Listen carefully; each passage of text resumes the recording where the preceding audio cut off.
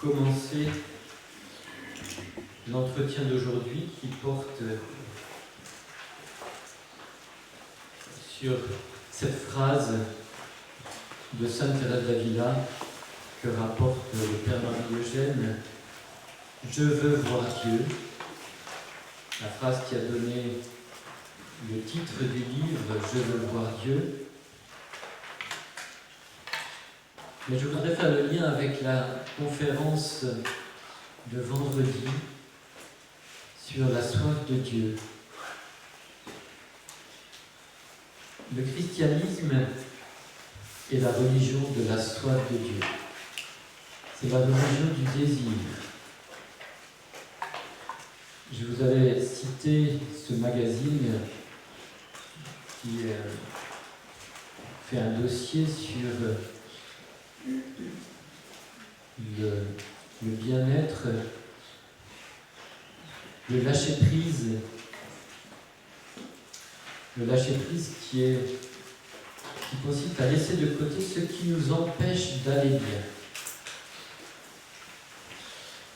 Et il y a dans beaucoup des courants spirituels contemporains et de tout ce qui tourne autour du développement personnel une influence des spiritualités orientales. Je ne prétends pas du tout connaître bien ces spiritualités, mais c'est intéressant de comprendre comment le Bouddha comprend le mystère de la souffrance. Il dit dans l'un de ses entretiens à ses disciples « Voici au moine la vérité sur l'origine de la souffrance. C'est le désir de l'existence qui mène de renaissance en renaissance, le désir de plaisir, le désir de désir, le désir de l'éphémère, puisque rien n'est éternel ici-bas. Voici au moine la vérité sur la suppression de cette souffrance, l'extinction de cette soif, par l'abolition complète du désir, par le bannissement, la renonciation, la délivrance, sans lui laisser aucune place. » Le christianisme est une religion qui prône le détachement, mais pas l'extinction du désir, au contraire. C'est la religion de la soif qui grandit, du désir qui grandit. Ce désir, on le voit en Jésus lui-même, lorsque, dans l'Évangile selon saint Luc, au chapitre 22, au moment du dernier repas, il dit à ses disciples « J'ai désiré d'un grand désir manger cette Pâque avec vous. » Pape François en a fait le titre de son texte magnifique sur la liturgie. Dans la liturgie, nous accueillons ce désir de Jésus de venir à notre rencontre. Et ce désir de relation qui est en Dieu allume en nous le désir de répondre et d'entrer en relation avec lui. Tu nous as fait pour toi, Seigneur, et notre cœur est sans repos tant qu'il ne repose en toi. Le jeune homme riche qui vient rencontrer Jésus désire la vie éternelle. Que dois-je faire pour avoir la vie éternelle ? On ne peut rien faire sans ce désir de bonheur, de plénitude, de vie éternelle, ce désir de voir Dieu. Dans le chapitre à la base de départ de « Je veux voir Dieu », il y a une section sur les grands désirs où le bienheureux Marie-Eugène s'inspire de Thérèse d'Avila. Dans la feuille que je vous ai donnée, c'est à la dernière page, à la page 4.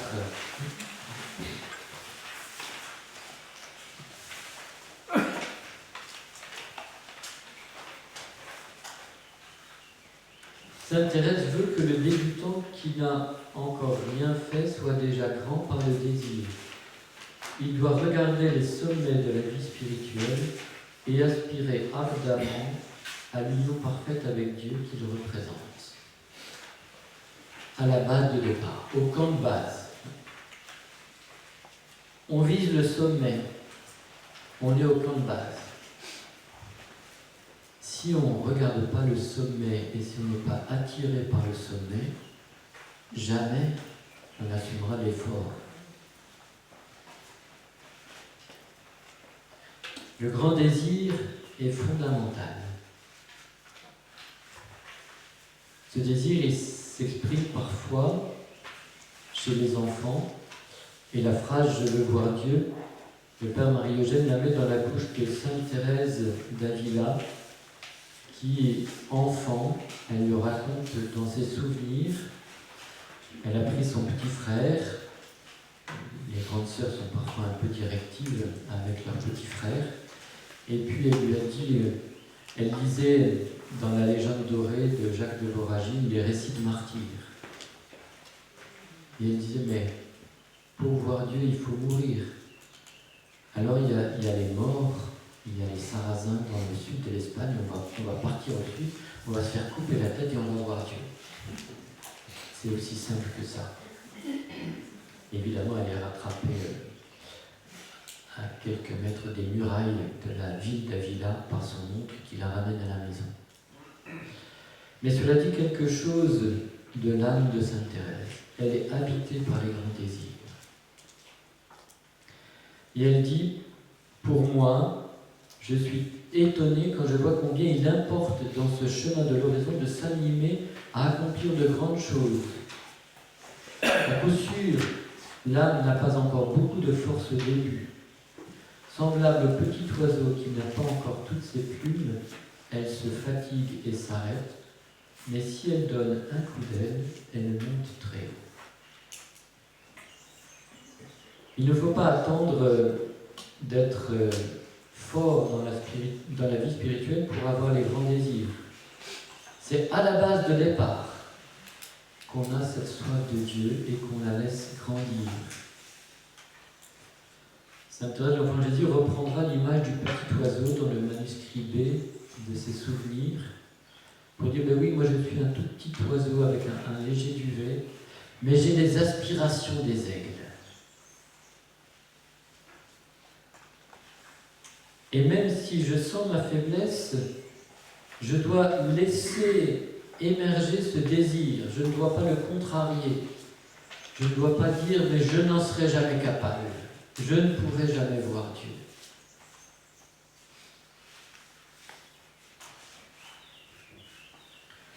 Et le bienheureux Marie-Eugène s'interroge, mais est-ce que ces grands désirs sont de l'orgueil?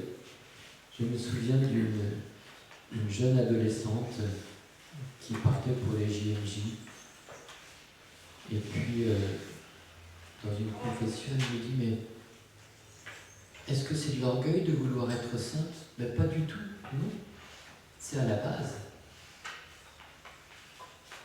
Nous devons aspirer à la sainteté. Nous sommes appelés à la sainteté. Et le bienheureux Marie-Eugène continue, ces grands désirs sont les signes, le signe qui marque les âmes faites pour les grandes choses. Seuls ces grands désirs peuvent fournir la force nécessaire pour surmonter les difficultés de la route et tout dépasser. Ils sont le souffle qui emporte l'âme haut et loin. Le souffle qui vient de l'Esprit Saint. Le souffle mis dans le cœur de l'homme pour remonter vers Dieu. Sainte Thérèse apporte pour nous en convaincre le témoignage de son expérience. Il faut s'animer d'une grande confiance car il nous est très avantageux de ne point ralentir nos désirs. Nous devons attendre de la bonté de Dieu que nos efforts nous amèneront, je ne dis pas de suite, mais au moins peu à peu, là où beaucoup de saints sont arrivés avec sa grâce. s'il n'avait jamais conçu de tels désirs et ne les avait mis peu à peu à exécution, il ne serait point parvenu à un si haut état. Sa Majesté recherche et aime les âmes généreuses pourvu qu'elles soient humbles et ne mettent aucune confiance en elles-mêmes. Je n'en ai jamais vu une seule s'arrêter dans les bas sentiers de la vie spirituelle. Là encore, Sainte Thérèse de l'Enfant Jésus incarne ces âmes animées de grands désirs. Il faut voir le souffle qu'il y a dans le manuscrit B, un souffle qui la soulève, et puis la conscience qu'elle a de ses limites. Et les deux vont ensemble, parce que c'est l'aigle divin qui va venir la prendre et l'élever jusqu'à lui. Grand désir et humilité peuvent marcher de pair, se garantissent et se fécondent mutuellement. Seule l'humilité peut conserver au grand désir leur regard conscient vers les sommets, à travers les vicissitudes intérieures et extérieures de la vie spirituelle. Souvent, nos découragements sont des manques d'humilité. Nous nous désolons de nos limites. Nous nous désolons de ne pas y arriver. Mais c'est peut-être parce que nous ne nous reposons pas sur la puissance de la grâce qui nous soulève, qui nous élève.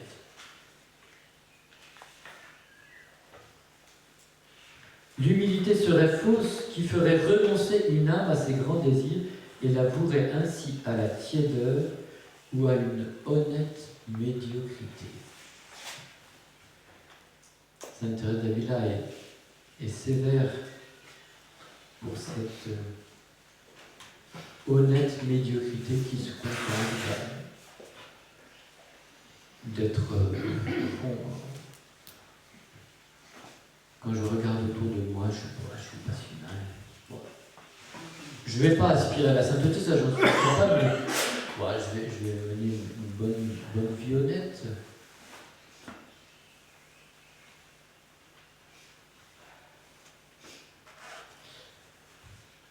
Je vais juste lire la fin de cette section sur Sainte Thérèse d'Avila. Assoiffé de Dieu et mettant à la disposition de cette soif immense une malénergie, un jugement droit et le désir de grandes choses, telle est la fille idéale de Sainte Thérèse à la fin du départ.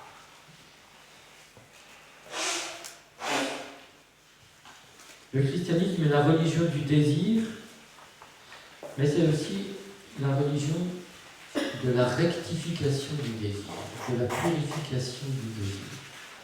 Et c'est en ce sens qu'il peut rejoindre certaines affirmations du bouddhisme. Saint Jean de la Croix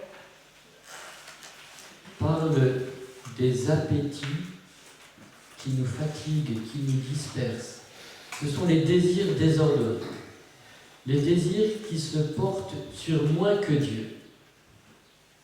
L'idolâtrie dans la Bible, c'est de mettre l'absolu de notre amour dans des choses qui ne valent pas la peine, dans des images, dans des figures qui représentent nos désirs de richesse, de puissance, de santé, peu importe.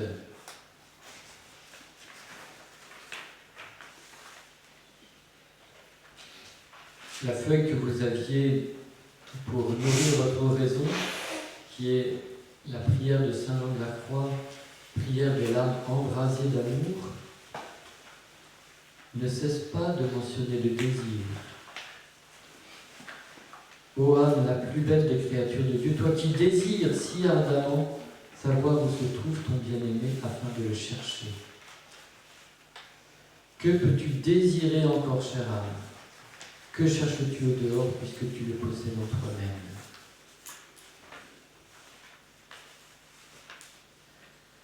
Les désirs désordonnés appauvrissent notre désir de Dieu. On diminue la puissance. Ils nous dispersent. Et Saint Jean de la Croix, qui a une très grande science, connaissance de l'humanité, dit « il nous fatigue ». Il nous énerve. Et nous en faisons tous l'expérience. Lorsque nous suivons ces désirs qui vont dans tous les sens, nous sommes en petits morceaux et nous sommes fatigués. Je vous avais mis la dernière fois des textes que nous n'avons pas eu le temps de lire de Saint Jean de la Croix. Il y a un recueil des avis, des conseils qu'il donnait à ses frères religieux et aussi à des carmélites, qu'il écrivait parfois sur des petits billets qu'il donnait aux carmélites qui l'accompagnaient sur leur chemin spirituel. Ça s'appelle dans nos éditions Paroles de lumière et d'amour. Et au paragraphe 15 de ces paroles de lumière et d'amour, il y a ce conseil: renonce à tes convoitises et tu trouveras ce que ton cœur désire. Que sais-tu si ce que tu souhaites est selon Dieu? Il y a une rectification du désir qui est nécessaire, une purification du désir. C'est la grâce de Dieu qui l'a fait, mais nous y collaborons aussi par un effort de détachement. Lorsque nous sentons que nos désirs nous dispersent, nous égarent, que nous n'aimons plus selon Dieu, mais qu'un amour désordonné nous fait quitter l'amour de Dieu, alors un détachement est nécessaire. Alors nous rejoignons cette intuition qu'il faut se détacher de ce qui est éphémère. Ce qui est éphémère peut nous conduire à Dieu ou nous en éloigner. Laissez le désir de Dieu prendre toute la place en nous. Renonce à tes convoitises et tu trouveras ce que ton cœur désire. Tu nous as fait pour toi, Seigneur.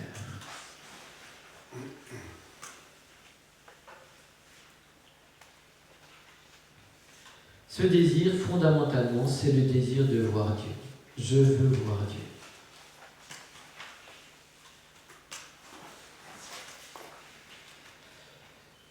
Le désir de voir Dieu, il s'exprime dans la Bible. Nous l'avons vu vendredi avec ces psaumes. Mon âme a soif de Dieu, du Dieu vivant. Quand irai-je et verrai-je la face de Dieu? Je t'ai contemplé au sanctuaire, voyant ta puissance et ta gloire. Mais il y a comme un paradoxe dans la Bible, comme si les auteurs bibliques cherchaient à tâtons ce désir de voir Dieu, de s'unir à Dieu, est dans le cœur de l'homme, mais il y a le sens de la grandeur de Dieu, de la transcendance de Dieu, que Dieu est le tout autre, qu'on n'approche pas de Dieu de façon désinvolte. La conscience d'être souillée par le péché et que Dieu est le tout pur. Et donc il y a une tension dans l'Ancien Testament entre ce mouvement qui porte vers Dieu, ce désir de voir Dieu, et la certitude que c'est possible, et puis le sentiment qu'il y a une distance infinie entre l'homme et Dieu. Que pour s'approcher de Dieu, il faudrait être pur. Alors on trouve ça dans les textes, je vous les ai mis à la page 1 de la feuille qui vous a été distribuée. Il y a cet épisode dans l'histoire du patriarche Jacob, du songe qu'il fait au moment où il part en exil. Dieu lui apparaît, il s'est arrêté pour bivouaquer à la belle étoile, la nuit. Et Dieu lui apparaît en songe, et les anges montent et descendent du ciel sur une échelle. Et Dieu lui dit: ne crains pas, je t'accompagne, je te protégerai, tu reviendras. Et quand tu reviendras, ici, tu construiras un sanctuaire. Jacob s'éveilla de son sommeil et dit « En vérité, le Seigneur est en ce lieu et je ne le savais pas. » Il eut peur et il dit « Que ce Dieu est redoutable. Ce n'est rien moins qu'une maison de Dieu et la porte du ciel.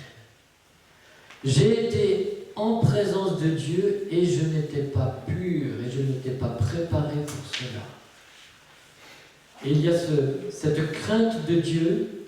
Dieu est redoutable. Je ne peux pas me tenir comme ça en présence de Dieu. Pourtant, Dieu lui a dit une parole consolante, une parole bienveillante, mais c'est plus fort que lui. Dieu était là, je ne le savais pas. Et puis, il y a ce texte qui a été évoqué par le Père Bernard, le texte du buisson ardent, paradoxal là aussi. Moïse voit ce buisson qui ne se consume pas, il s'approche, il entend Dieu qui l'appelle, « Moïse, Moïse !» Il s'avance, « N'approche pas !» Il y a les deux en même temps. « Viens, n'approche pas !»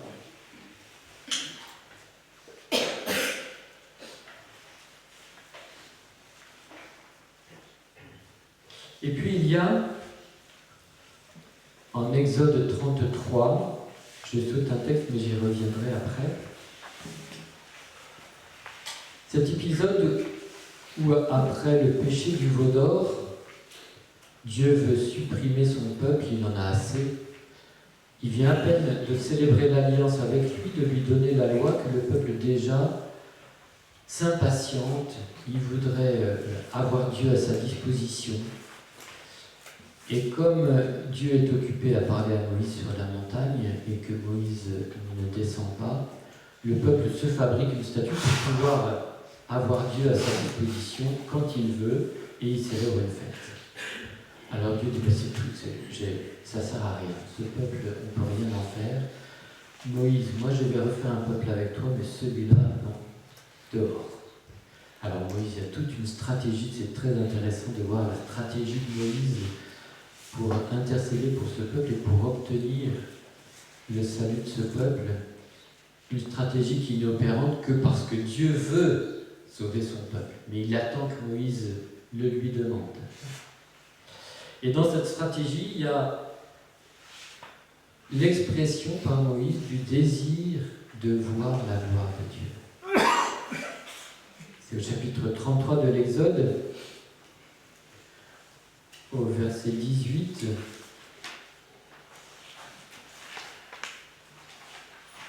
Moïse lui dit au Seigneur, « Fais-moi de grâce voir ta gloire. » Et il dit, « Je ferai passer devant toi toute ma beauté, je prononcerai devant toi le nom du Seigneur, je fais grâce à qui je fais grâce, et j'ai pitié de qui j'ai pitié. » Mais il dit, « Tu ne peux pas voir ma face, car l'homme ne peut me voir et vivre. »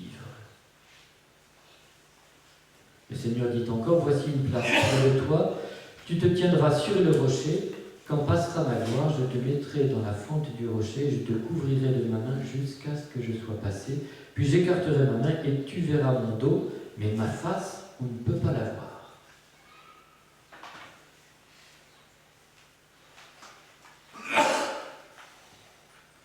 Fais-moi voir ta gloire. Non, ce n'est pas possible. On ne peut pas voir Dieu sans mourir. Alors je passerai, mais je vais te protéger. Quand je passerai, je te cacherai, et puis tu me verras de dos. Mais ma face, non. Sinon tu meurs. Alors il y a ça dans la Bible, et quelques versets plus haut, au chapitre 33, versets 9 à 11, chaque fois que Moïse entrait dans la tente, la colonne de nuée descendait, se tenait à l'entrée de la tente, et Dieu parlait avec Moïse. Le Seigneur parlait à Moïse face à face, comme un homme parle à son ami, puis il rentrait au camp, et son serviteur Josué, fils de Nun, un jeune homme, ne quittait pas l'intérieur de la tente.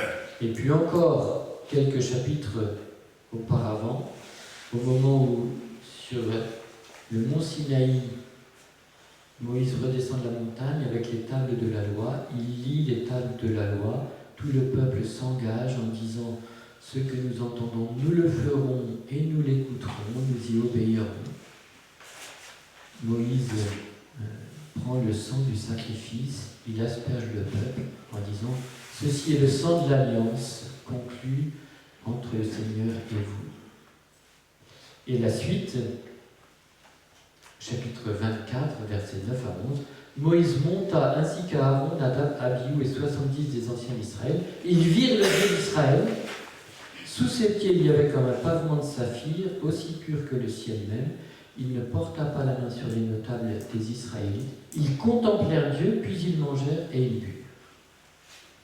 Alors quand on lit la Bible, on est complètement désarçonné. Parce que nous avons une logique rigoureuse, linéaire, qui avance. On ne peut pas dire une chose et son contraire. Mais dans la vie spirituelle, il y a ce qu'on appelle les antinomies. Et donc, nous sommes faits pour voir Dieu, et nous ne pouvons pas voir Dieu, et nous pouvons quand même, et en même temps, voilà, c'est toujours, les deux sont vrais. Dieu parle à Moïse comme à un ami, et en même temps, il lui dit « Tu ne peux pas voir ma gloire sans mourir ».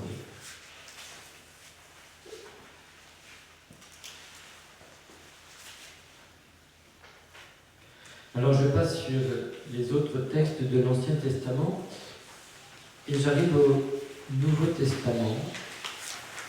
Au fond, que manifeste cette tension entre le désir de voir Dieu, l'affirmation que voir Dieu est possible. Ils virent le Dieu d'Israël, ils contemplèrent Dieu. Dieu parlait à Moïse face à face, comme un homme parle à son ami. Je t'ai contemplé au sanctuaire.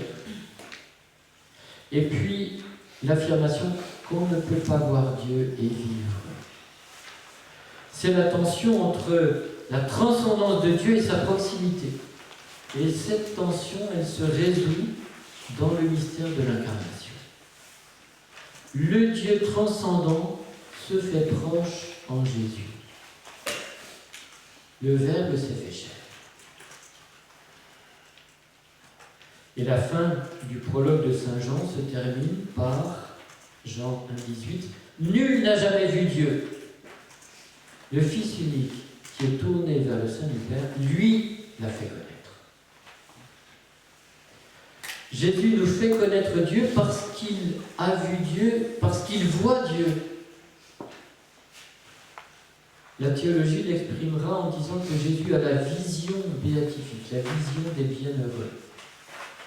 Jésus ne vit pas dans la foi. Il voit dans la pleine lumière.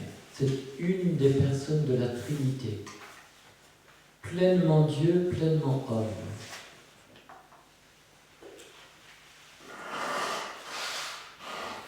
Jésus le dit au chapitre 3 dans son dialogue avec Nicodème. En vérité, je te le dis, nous parlons de ce que nous savons et nous attestons ce que nous avons vu. Mais vous n'accueillez pas notre témoignage. Si vous ne croyez pas quand je vous dis les choses de la terre, comment croirez-vous quand je vous dirai les choses du ciel? Nul n'est monté au ciel, hormis celui qui est descendu du ciel, le Fils de l'homme. C'est le seul qui peut nous faire connaître Dieu, parce qu'il voit Dieu. Parce qu'il est Dieu. Quand on dit « il voit Dieu » dans son humanité.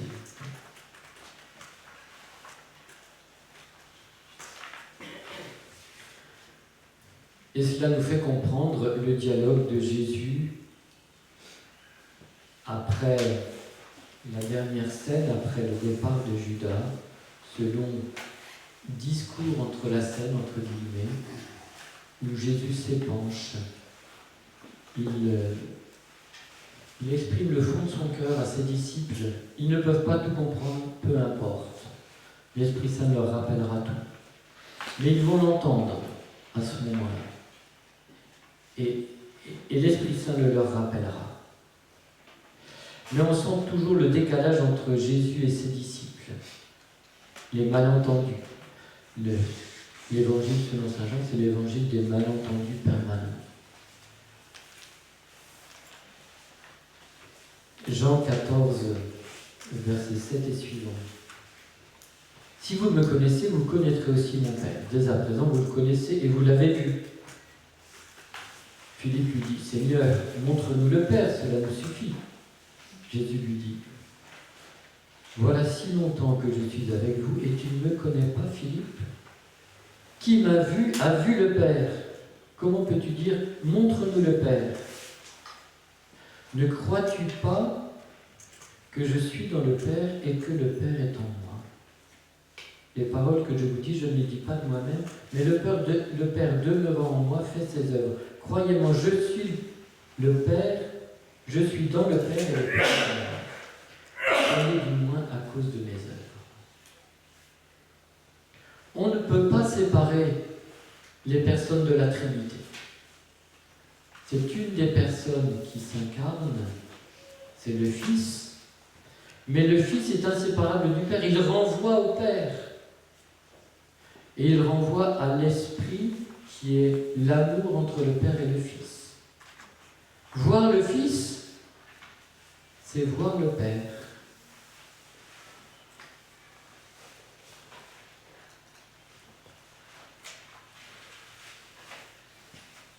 Jésus voit dans son humanité, en pleine lumière du Dieu Trinité, puisqu'il est l'une des personnes de la Trinité.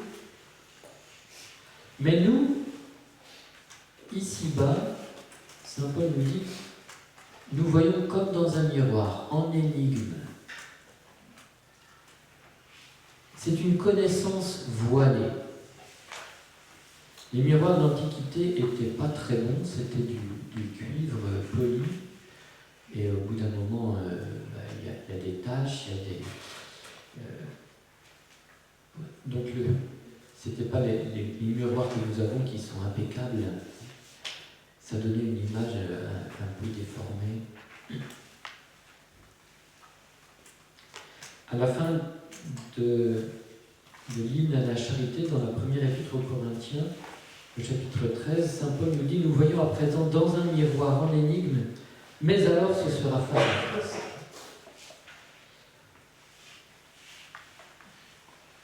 Au fond, nous voyons déjà dans notre relation avec Dieu. Mais c'est une vision, j'allais dire, infrarouge, dans l'obscurité.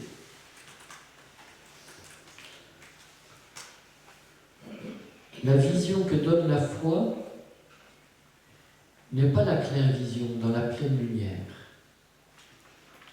Mais il y a quelque chose qui nous est donné de la connaissance de Dieu et donc de la vision de Dieu. Il y a une continuité entre notre relation à Dieu ici-bas et la vision bien béatifique, la vision des bienheureux. Heureux les cœurs purs, ils verront Dieu. Cela nous est promis. Mais cela commence déjà ici-bas.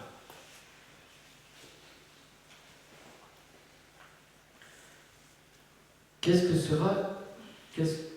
ce sera cette vision et qu'est-ce que c'est déjà? La première épître de saint Jean nous en dit quelque chose. Avec ce passage que nous lisons pour la fête de la Toussaint, qui justement nous donne à voir ce que nous serons lorsque nous serons dans la béatitude. Au premier chapitre au troisième chapitre de la première épître de saint Jean, versets 1 et suivant. Voyez quelle manifestation d'amour le Père nous a donné pour que nous soyons appelés enfants de Dieu, et nous le sommes. Si le monde ne nous connaît pas, c'est qu'il ne l'a pas connu. Bien-aimés, dès maintenant nous sommes enfants de Dieu, et ce que nous serons n'a pas encore été manifesté. nous savons que lors de cette manifestation, nous lui serons semblables parce que nous le verrons tel qu'il est. Il y a toujours cette tension entre nous sommes, nous serons. Ce que nous serons dans la béatitude, dans la plénitude de l'amour et de la vision de Dieu, cela n'est pas encore manifesté.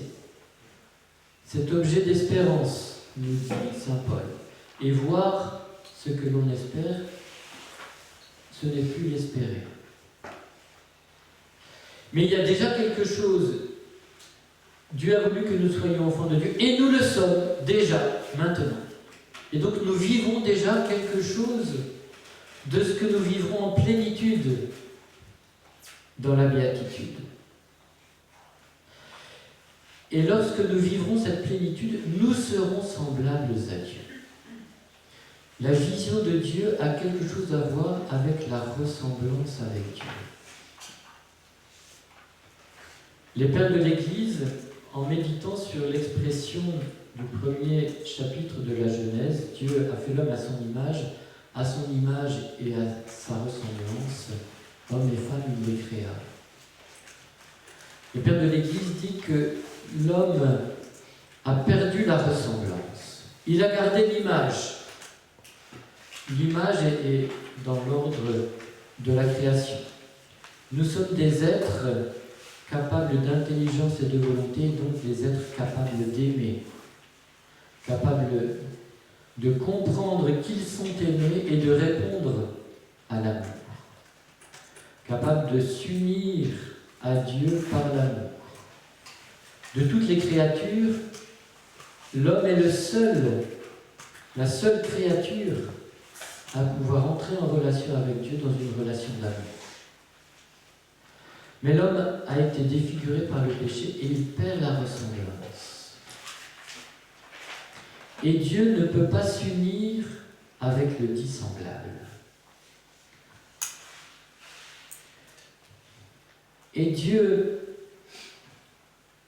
ne pourra s'unir pleinement avec nous que lorsque nous lui serons semblables. Et tout l'itinéraire de la vie spirituelle, c'est de parvenir à l'union transformante. C'est l'un des derniers chapitres de Je veux voir Dieu. Nous sommes transformés à l'image de Dieu. Saint Paul dit dans l'Épître aux Romains, Dieu nous a destinés à reproduire l'image de son Fils. Nous sommes destinés à retrouver la ressemblance avec Dieu et donc la ressemblance avec le Fils de Dieu fait homme, la ressemblance avec Jésus. Si nous voulons avoir une idée de ce que nous serons dans la plénitude de l'amour, regardons Jésus. Thérèse d'Avila a entendu un jour une parole intérieure qui lui disait « Tu dois te chercher en moi. Si tu veux te comprendre, si tu te cherches, voilà. On dit parfois d'un adolescent qui se cherche, mais tout au long de la vie, nous nous cherchons. Tu dois te trouver en moi. Regarde-moi. Et là, tu verras à quoi tu dois ressembler. »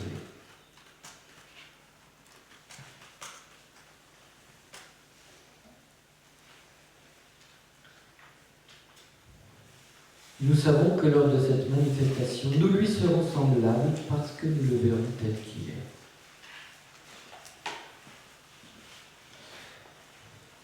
Voir Dieu, ce n'est pas regarder un beau tableau de maître dans un musée. Le tableau ne me transforme pas. Voir Dieu, c'est une analogie pour dire entrer en relation avec Dieu, connaître Dieu. Mais cette connaissance de Dieu grandit dans la mesure où Dieu me transforme à son image. Et c'est dans la mesure où je me comprends comme image de Dieu que j'entre dans une connaissance plus profonde de Dieu. Et c'est aussi dans la mesure où j'aime mon frère. Ça, c'est le chapitre 4 de la première épître de Jean. Avec cette phrase célèbre, « Si tu n'aimes pas ton frère que tu vois, comment peux-tu aimer Dieu que tu ne vois pas ?» Ne va pas te bercer d'illusions en disant « Mais moi, je veux voir Dieu, je cherche à voir Dieu. Mon frère, ça ne m'intéresse pas. »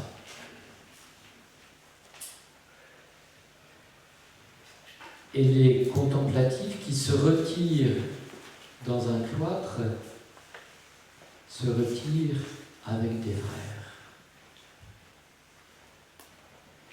Et la vie fraternelle est essentielle dans leur quête de Dieu. Elle est le lieu de la rencontre avec Dieu.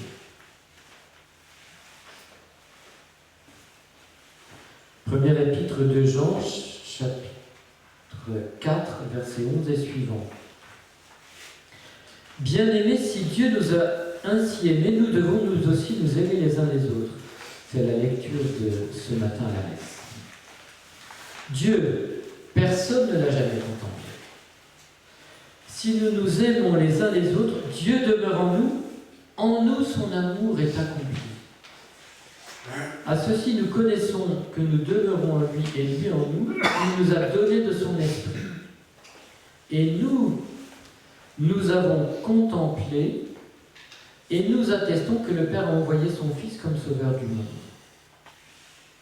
Celui qui confesse que Jésus est le Fils de Dieu demeure en Dieu et Dieu en lui. Et nous avons reconnu l'amour que Dieu a pour nous et nous y avons cru. Dieu est amour, celui qui demeure dans l'amour demeure en Dieu et Dieu demeure en lui. C'est ce qu'on appelle l'inhabitation mutuelle. Dieu demeure en moi, moi je demeure en Dieu. Dans l'évangile selon saint Jean, Jésus dit « Si quelqu'un m'aime, il gardera ma parole, mon Père l'aimera, nous viendrons chez lui et en lui nous ferons notre demeure. »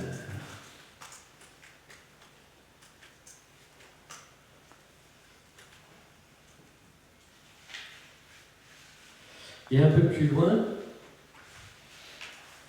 l'auteur de la première épître de Jean continue « Quant à nous, aimons, puisque lui nous a aimés le premier. Si quelqu'un dit « J'aime Dieu » et qu'il déteste son frère, c'est un menteur. Celui qui n'aime pas son frère, qui le voit, ne saurait aimer le Dieu qu'il ne voit pas. Voilà le commandement que nous avons reçu de lui, que celui qui aime Dieu aime aussi son frère. » Alors saint Augustin, qui est l'un de ces évêques pasteurs qui ont donné les bases de l'expression de la foi de l'Église,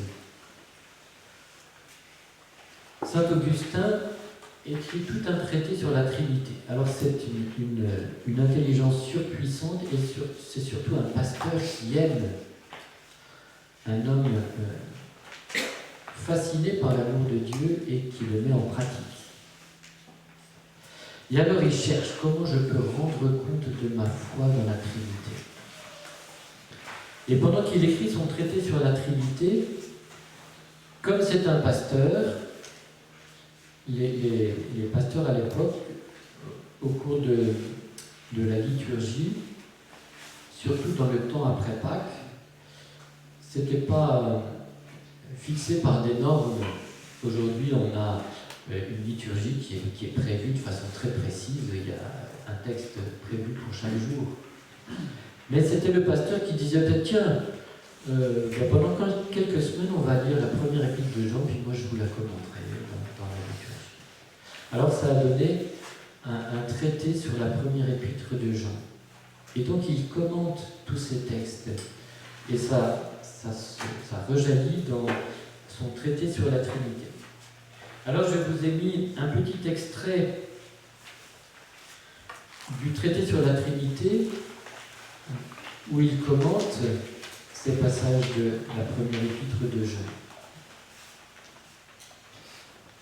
Et au fond, il dit une chose très simple. Quand j'aime mon frère, l'amour habite en moi. Et si l'amour habite en moi, Dieu habite en moi. Et je le connais. Et il dit, je le connais même mieux que mon frère, puisque mon frère, il est extérieur à moi. Mais l'amour habite en moi, il est en moi. Il est plus intime que mon frère. Je ne peux aimer mon frère que si l'amour habite en moi, si Dieu habite en moi, si je demeure en Dieu et que Dieu demeure en moi. Et donc, l'expérience de l'amour du prochain est fondamentale pour voir Dieu. Encore une fois, je ne peux pas dire je vais faire tout ce que je peux pour voir Dieu, je vais me retirer tout seul et les autres me comprennent. Même un ermite qui vit dans la solitude, il est en lien avec une communauté et il est en lien avec toute l'Église et il porte l'Église dans sa prière.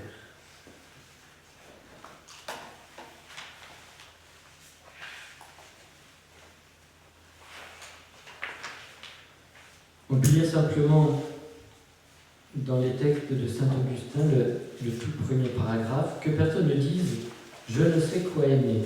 Qu'il aime son frère et il aimera l'amour même. En effet, il connaît mieux l'amour qui le fait aimer que le frère qu'il aime. Il peut donc connaître Dieu mieux qu'il ne connaît son frère. Beaucoup mieux parce que Dieu est plus présent, beaucoup mieux parce qu'il est plus intime, beaucoup mieux parce qu'il est plus certain. Embrasse le Dieu amour et tu embrasseras Dieu par l'amour.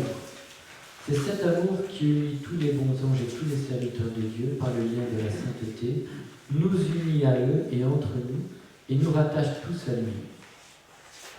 Donc, plus nous sommes exempts de la bouffissure de l'orgueil, plus nous sommes remplis d'amour. Et de quoi, sinon de Dieu, est rempli celui qui est rempli d'amour.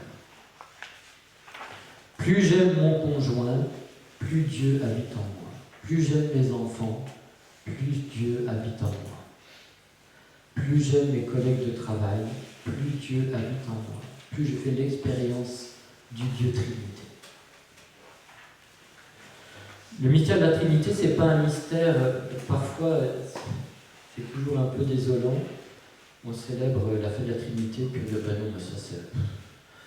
Mon père ne parlait pas de la Trinité parce que ça vole trop haut, c'est au-dessus de... Les gens ne peuvent pas comprendre. Mais non, c'est au cœur de la vie chrétienne. Nous sommes baptisés dans la Trinité et nous ne pouvons pas aimer sans faire l'expérience du Dieu Trinité.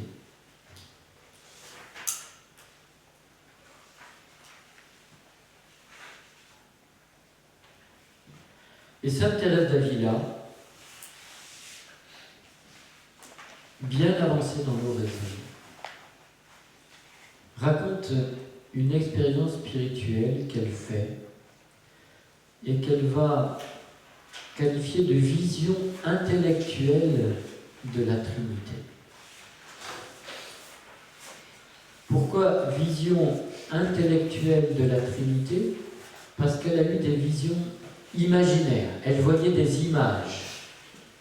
Elle a vu souvent le Christ ressuscité dans son humanité. Et là, elle voyait une image. Quand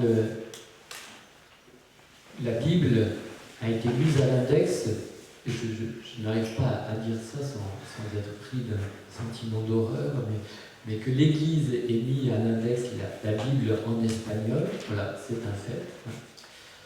Et Dieu a rassuré Sainte Thérèse en lui disant, mais ne t'inquiète pas, je te donnerai un livre vivant. Et il a commencé à lui apparaître en vision.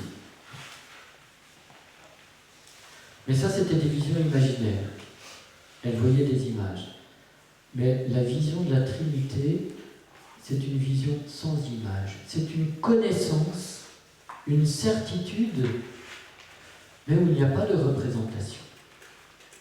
Alors, le mieux, c'est de lire le texte dans le château intérieur, qui est son dernier ouvrage, le plus achevé, où elle décrit l'itinéraire spirituel comme une intériorisation progressive vers la demeure la plus intérieure. Donc elle est nourrie de ces chapitres de l'Évangile selon Saint Jean et de la première de Jean.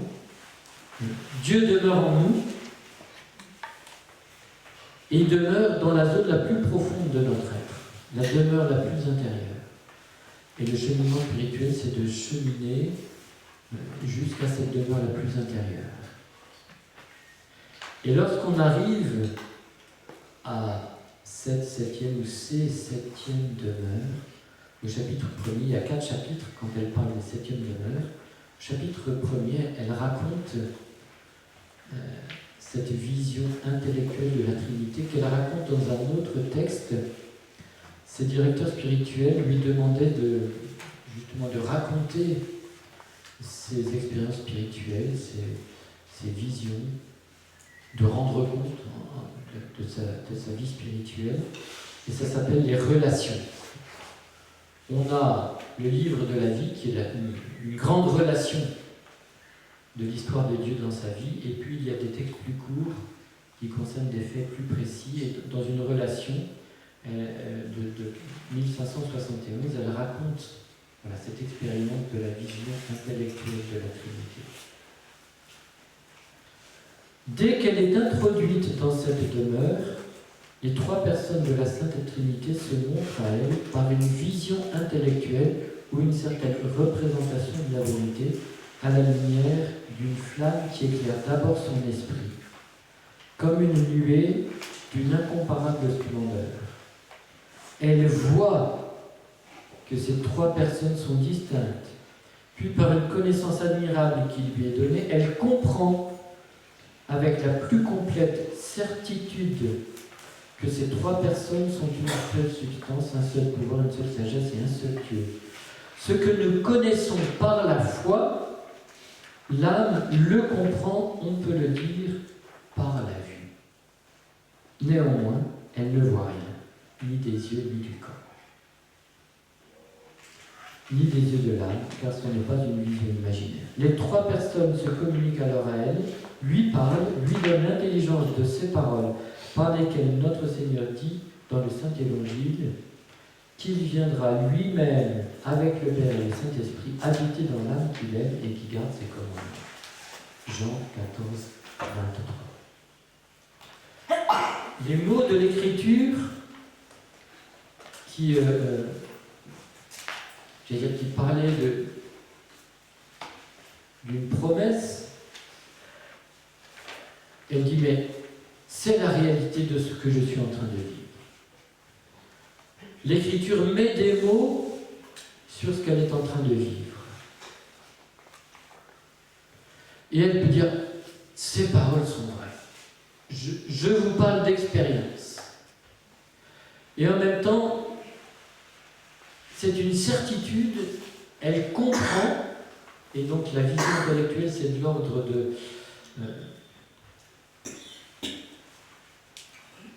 l'intelligence de la foi, de comprendre quelque chose et en avoir la certitude, et en même temps, ce n'est pas voir quelque chose.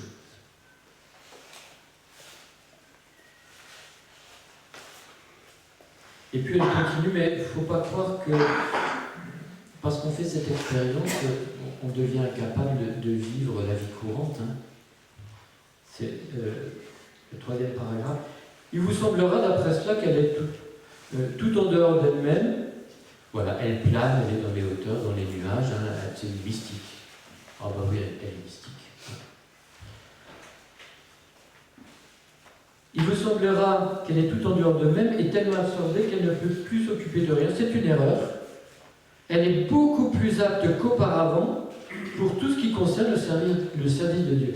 Justement, si elle est habitée par Dieu, elle est capable d'aimer son prochain. Et donc elle peut, comme Sainte Thérèse de l'Enfant Jésus, balayer, faire des petits actes de charité pour ses sœurs. Elle est complètement présente à ses sœurs. Ses sœurs, après sa mort, témoignent de la délicatesse de sa charité. Elle n'est pas du tout tellement absorbée en Dieu qu'elle ne voit plus ses sœurs. C'est le contraire. Plus elle est en Dieu, plus elle est portée vers l'amour du prochain. Parce que c'est ça, l'amour de Dieu est un mouvement. Mouvement vers Dieu, mouvement vers le prochain, inséparable. Plus je vois Dieu, plus j'aime mon prochain. Et ça sera ça la béatitude. La plénitude de l'amour de Dieu et la plénitude de l'amour entre nous. Nous mettons en concurrence des choses qui n'ont pas lieu d'être en concurrence.